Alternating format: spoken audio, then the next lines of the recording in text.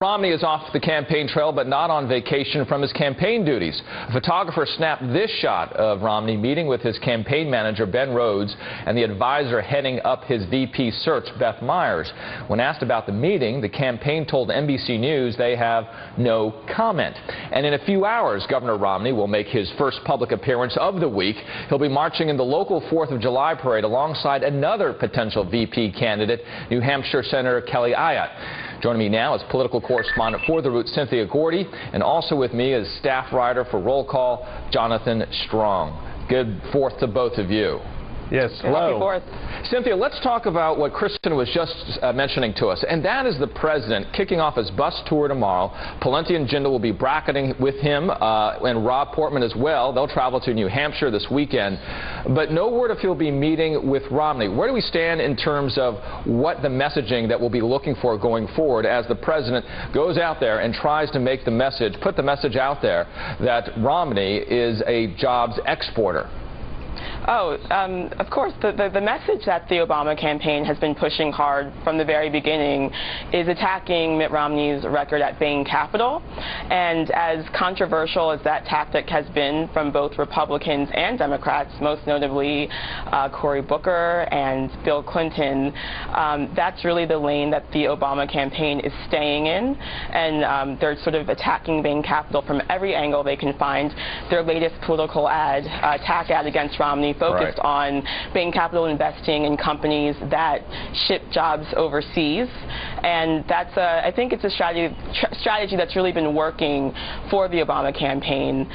He's been able to paint Romney as someone who's out of touch with middle-class voters. You know, and Cynthia, I do want to play an ad. You mentioned that right now. President Obama and Mitt Romney putting out more than $10 million of ads this week. And let me play you a little bit of President Obama's ad here. What a president believes matters.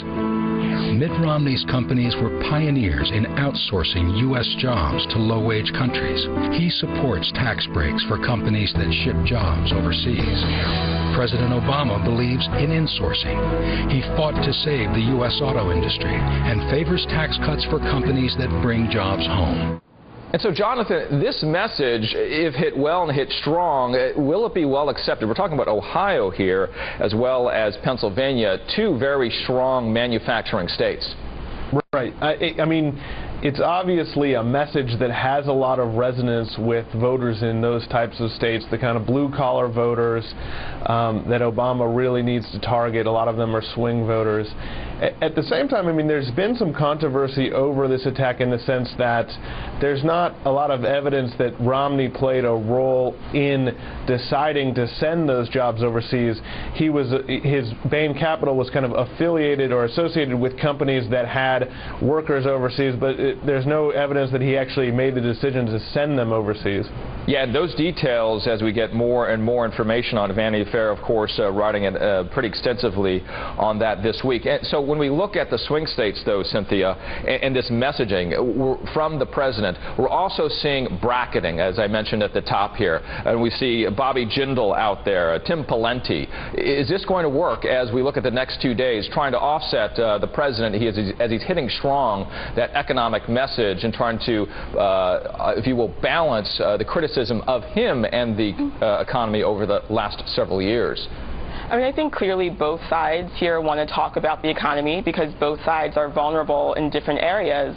But I think as far as the effectiveness of the Obama campaign's focus on Bain Capital, you know, there was a recent poll on swing states, and it showed that 33%, this is an NBC and Wall Street Journal poll, and it showed that 33% of respondents in swing states said that the more they learned about Mitt Romney's economic business record, the more negative of an opinion they had for him. So regardless of the semantics of offshoring versus outsourcing, or whether or not Mitt Romney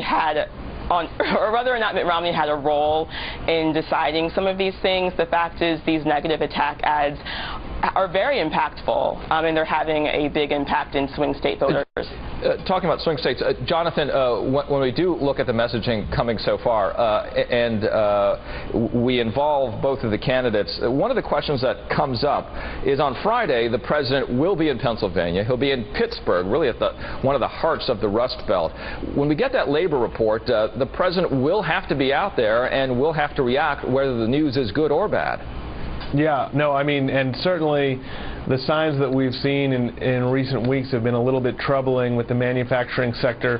I want to just go back a little bit to the Vanity Fair piece that you mentioned, and that I think there's a lot more substance to this, and we could be seeing a lot more about this on Mitt Romney. He has an incredible number of investments overseas, including in tax havens like the Cayman Islands, and there's this magazine piece that goes into great detail about these arrangements, and some of them raise pretty serious questions about, you know, how he's maybe avoiding taxes in some of these situations.